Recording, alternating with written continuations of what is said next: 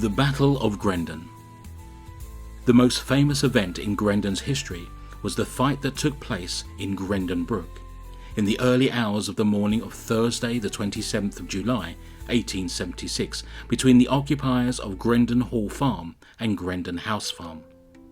A newspaper headline at the time called it a dreadful riot. Grendon Brook ran through the land of Mr. Braun, then through Hall Farm for about a mile and then reached House Farm. John Lovell Wright of Grendon House Farm claimed that in dry summers he had been in the habit of damming the brook before it crossed the bridge and reached Hall Farm, although he admitted that at times it had been dammed below the bridge in order not to deprive Hall Farm of water.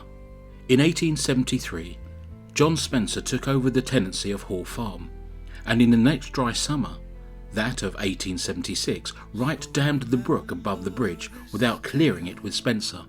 They had apparently already had cross words because Spencer had tried to close a public footpath over his land to Castle Ashby Station.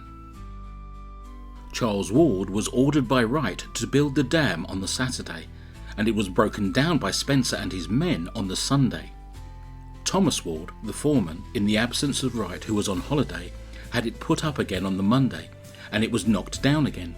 The same thing happened on the Tuesday, so Thomas Ward decided to stay on watch all night with 5 men after the dam had been rebuilt on the Wednesday.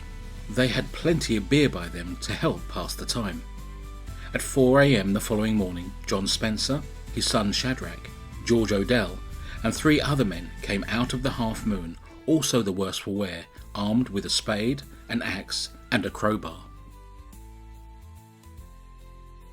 When they started knocking down the rebuilt dam, Ward and his men set about them, and in the scuffle Shadrach was knocked senseless. That sobered them all up and the fighting ended. The dam was subsequently rebuilt under police protection.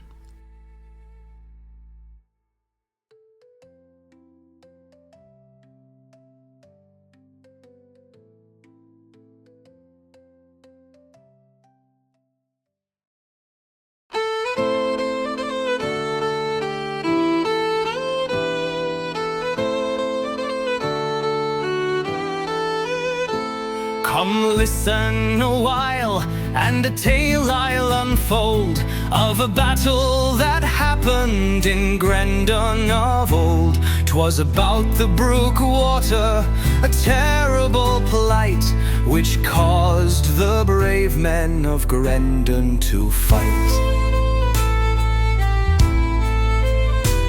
John Spencer, he rose with the sun in the sky. That dam, he declared, I will surely pull by, for right he has blocked it and hinders the flow, and down to the brook this fine morning I'll go.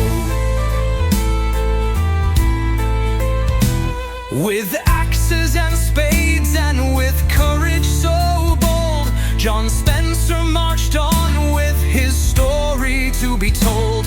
His men, they were sturdy, determined and keen to tackle this dam and the mischief unseen. But right he was ready, his forces were there, with pitchforks and rakes and a terrible stare. No water you'll have, he defiantly cried. This brook is my own, and its flow I'll decide.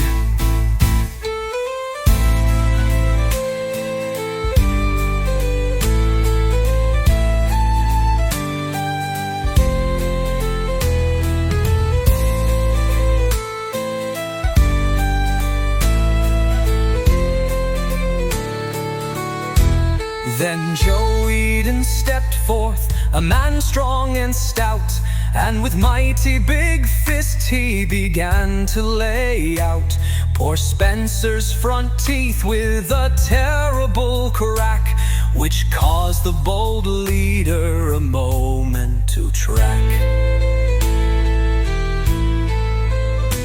Young Shadrach, his son, with a spirit so free, rushed into the fray, but alas,